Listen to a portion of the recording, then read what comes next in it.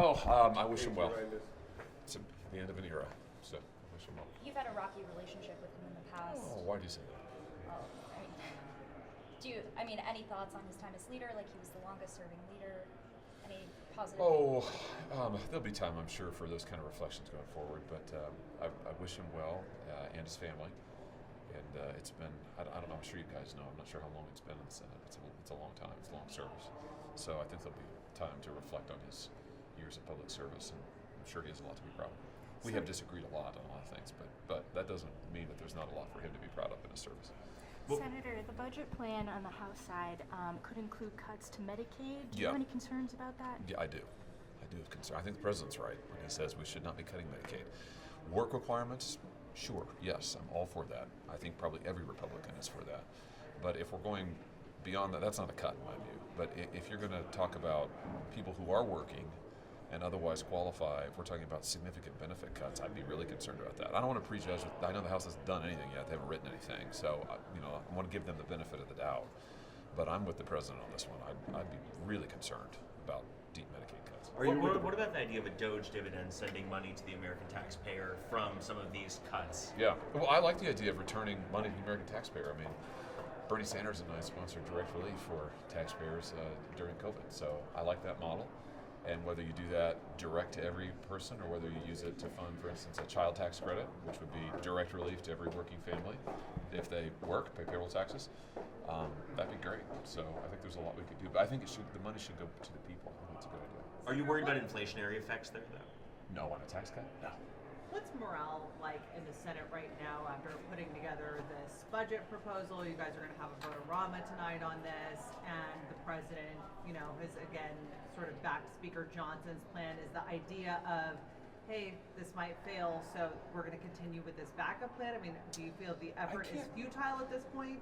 Yeah, I can't speak to that in terms of what leadership's intentions are. I'll just say I'm going to be with the president on this one. If the president supports the Senate moving forward and wants to have that option, then that's great, and I'll support it. I'll support the resolution.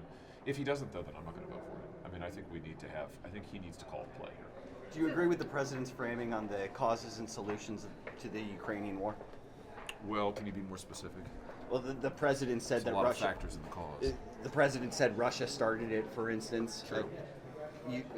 Can you explain that? That's obviously not the narrative that's largely floating out there. That Russia started it? Yeah. That Ukraine started it. You said Russia. I'm sorry, I misspoke. The president has said that Russia started it. He's also said that he will sanction Russia and tariff them if they don't come to the table.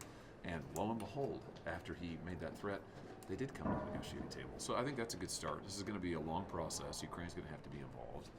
And Europe's going to have to be involved because at the end of the day, Europe is going to have to bear a greater share of responsibility for the defense of the continent. They just are. We cannot lead the defense of the European continent and lead the confrontation with China and secure the Middle East. And we just can't do all those things simultaneously unless we're going to spend $10 trillion a year on defense, which we cannot do or are not going to do. And is Zelensky a dictator in your opinion? Well, what the president said, I think, is that he is in year 6 of a 5-year term. He's not holding elections. He should hold elections. I mean, he's an elected leader, but he needs to hold elections. We held elections during our Civil War. We held elections during World War II. Democracies hold elections. I mentioned yesterday, I think it was, that Churchill, he was removed from office during the Potsdam negotiations. I mean, kind of an inconvenient time, which obviously he was extremely chagrined about, but that's democracy. So I would just urge Zelensky to hold an election. I think that's a good thing to do. Senator, What are your do you have thoughts an on? opinion on whether it's going to be easier to pass one bill or two bills? I don't know the answer to that. Through the House, you mean? The House is really the key. I just don't know the answer to that. I defer to the Are House. you skeptical with their narrow majority that they're going to be able to get that across the finish? Anything? I think anything will be tough, yes. But I've never served in the House. I just don't know the House very well. What about the cuts to defense spending the Trump administration has floated 8% per year for the next 5 years? Yeah, that's very different than the massive increase in defense spending that, for instance, the Senate budget resolution contemplates. So I'll be interested to see how they marry those up. All right, thank you guys. Any reaction to TikTok?